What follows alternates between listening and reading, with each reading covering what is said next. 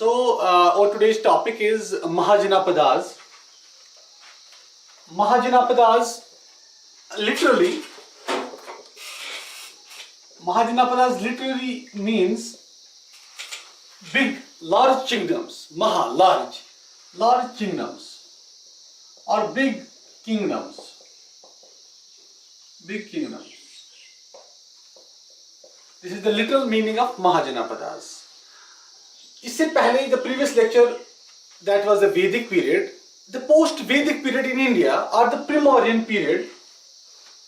The Primordian period of North India. During the Primordian period of North India, we saw some 16 such Mahajanapadas. 16 states. 16 states or 16 Mahajanapadas in the northern part of the Indian subcontinent. They had either the republican or the monarchical form of government.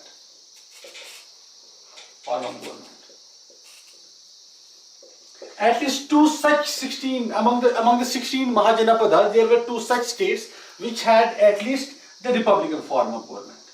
Ganatantra form of government. It was majority of them were having the monarchical form of government. Okay, so we saw that during the post-Vedic period or the Primordian times or up to the 4th century BC, there were some 16, from 6th century BC up to 4th century BC, there were 16 states in India which were known as Mahajanapadas, or the big or the large great kingdoms in the northern parts of India. These 16 Mahajanapadas were, as per the records which are given by the Buddhist literature. The Buddhist sources, like there is one source that's one written source that's called Anguttara Nikaya. This Anguttara Nikaya has listed 16 states which are known as the 16 Mahajanapadas. Now we have to list down, we have to enumerate those states for the better understanding of this topic. So, among these all states were important in one sense or the other sense. Let's first enumerate these. The first important city, the first important Mahajanapada, it was Magadha. Then we had Anga. Third state was Kosala. Okay, these were the 16. There were 16 Mahajanapadas. अब हम देखेंगे कौन कौन सी states यहाँ पे थी. Then we had, on the fourth serial we had Kashi. Okay, we had Kashi. Then we have Vaji. It will come on 4. Then we have Vaji. 5. It was the state of Malla. Then we had, on the 6th serial we had the Vatsa. On the 7th serial we had this Kosala. Kosala आ गया है. अब we will write down here Kuru. Okay, Kuru must be on the 7th point, 7th state. Then we had this Panchala. Panchala was one important state among those Mahajanapadas. We had this Matsya. Matsya was another state. Then we had Cambodia. Cambodia is another, this Mahajanapada. Then we have Asaka. Asaka was another state among those, Then we had Avanti. It will come on this 11th. The 12th state will be Avanti. 13th state we will write down as Gandhara. Then other 3 states, Gandhara, then we have Panchala. अब हमने लिखा कहीं भी Panchala, जिसका Panchala भी आ गया. Then this Chedi must be one another. Chedi तो हमने लिखा कहीं नहीं. Chedis, 14. Chedis, it must be another state. Now 2 states are still left. Among them we had, we must be this Koshala. Ujjain, no, Ujjain नहीं आएगा. तो anybody? Ujjain और क्या आ सकता है? आप बताइए. मत्स्य आ गया क्या? मत्स्य? यस, मत्स्य भी आ गया. मगधा, अंगदा, कोसला, और है कुछ? अंगा, मगधा, वजी, असका, कंबोजा आ गया क्या कंबोजा? ओके आप वो खुद देख लेना, just leave it. There are 2 other states वो आप देखेंगे, इतना तो होमवर्क आप कर सकते हो. ठीक है. सो these were the 16 Mahajanapadas. These were the 16 Mahajanapadas which you have to remember. At least their names you have to remember, that these were the 16 Mahajanapadas which were there in the northern India. Okay. Now all of these, some weak states among these 16 Mahajanapadas, they either submitted to the stronger rulers or they were forcibly annexed, they were forcibly annexed, eliminated by the stronger rulers. Ultimately, during the time of Gautam Buddha, Lord Buddha, there were finally 4 states. There were finally 4 states which were there at the time of Buddha. These 4 states were, this Avanti. ये हम separately लिखेंगे यहाँ पे क्योंकि इनको थोड़ा detail में पढ़ेंगे. These 4 states which survived among these 16 Mahajanapadas during the lifetime of Buddha. The first such state, it was, it was Avanti. What? Avanti. Another important state which survived, it was of course Magadha. Okay. The third state which survived among these 16 Mahajanapadas, it was Kosala. What? Kosala. And the fourth state which survived among among these states, it was Vatsa. Vatsa.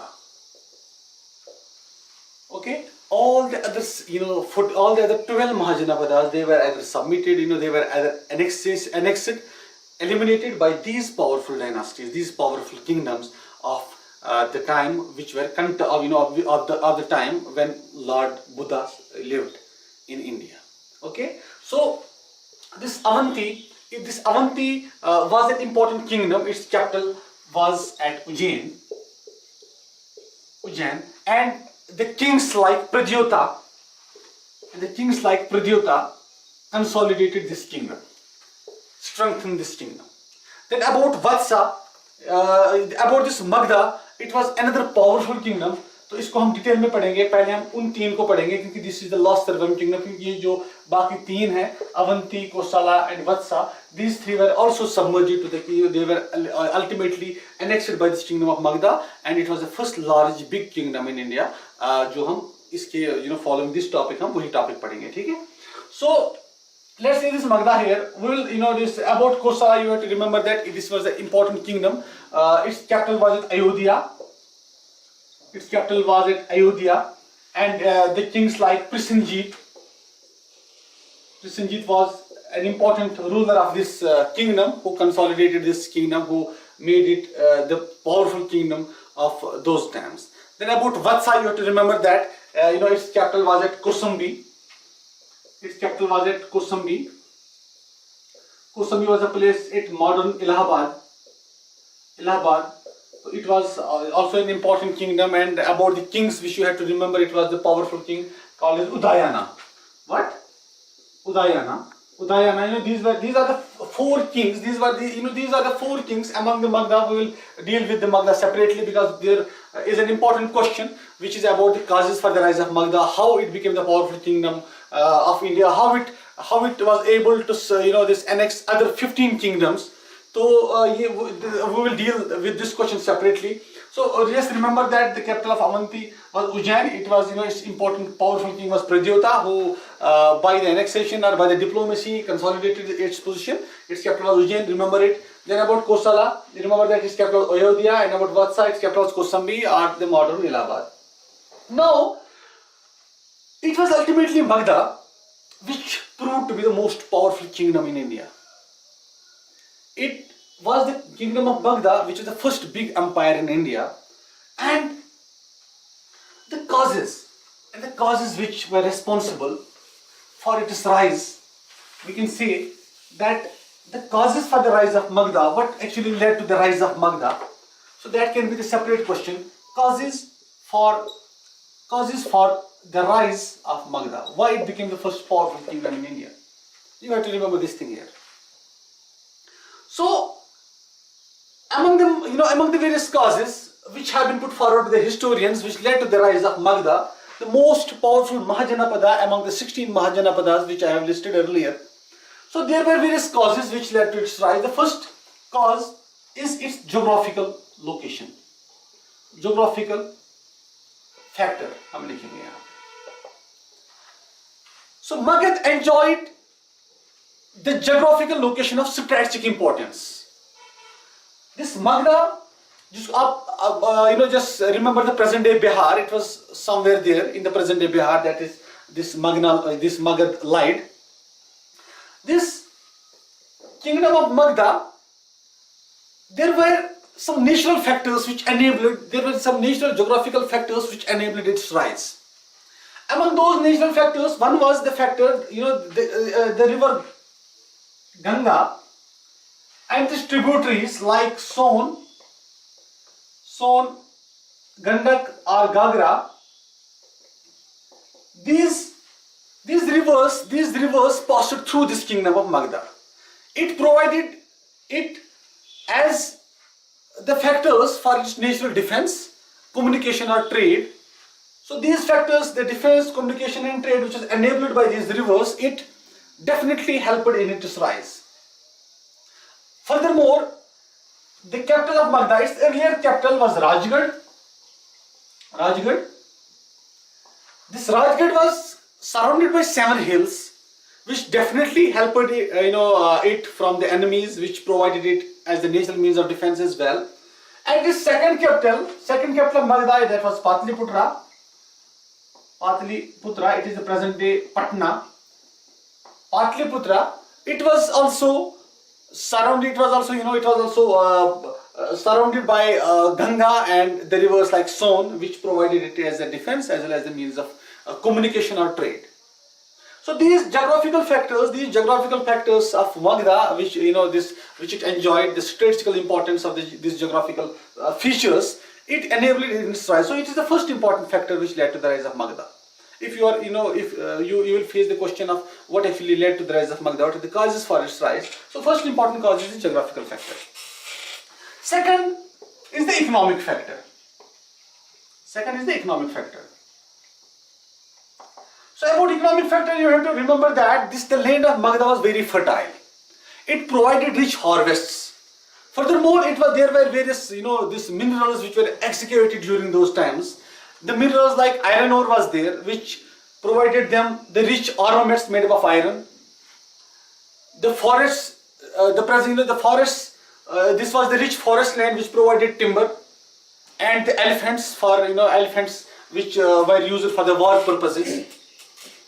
In addition to this, the revenue which was generated from those rich fertile lands, this revenue was collected by the powerful rulers, and that because of those rich harvests and the rich revenue, they could utilize that amount, that they could utilize those that revenue for the purposes like the development of infrastructure or the development of war armaments. So these economic factors like the rich fertile land or the rich forest land, the mineral resources, etc., they also enabled the rise of Magadha. So this is another important factor which led to this rise of Magadha. All right. Then another important factor which you can say, there's a historian, we call that historian as Professor H.C. Raichaudhuri. A very popular historian. This historian has given some interesting information about that, what actually helped in the rise of Magadha. He is saying that this Magadha this was the land which was far away from from those areas where the caste system prevailed, where the caste system which was dominated by the priestly classes, which was dominated by the Brahmanas. This caste system dominated by the priestly classes, dominated by the Brahmanas, it was not so rigid as we saw towards the northern portions, towards the northwestern portions of the Indian subcontinent. So because of those factors, there were the liberal traditions. There was the liberal tradition of caste system in those lands, in the land of Magadha, and these liberal traditions enabled the people to go for some adventurous careers, and this definitely helped in the rise of Magadha as well. So remember this is the statement given by H.C. Raichaudhuri, who is saying that it was it was the liberal traditions, which it was liberal traditions away from the caste domination, away from the Brahminical domination of the northwestern parts of the Indian part, Indian subcontinent. So वहाँ पे ऐसा कुछ नहीं था. That is there was some liberal kind of जो liberal atmosphere था वहाँ पे. So we have the examples later on जो हम पढ़ेंगे Buddhism, Jainism. It was because of those liberal traditions which prevailed in the land of Magadha. These liberal traditions, they enabled the people to go for some innovations, which was not allowed in the case of other parts of the country, other parts of India. Again, an important factor which led to the rise of Magadha is the powerful rulers. You must be knowing that when we talk about Magadha, this kingdom of Magadha was founded by the kings Jarasandha and Brihadratha, right? However, its the real founders of kingdom of Magadha, they were Bimbisara and Ajatasattu. Then we had another powerful ruler, Mahapadmananda of the Nanda dynasty. So these rulers, they provided it the much needed base which led to the rise of Magadha.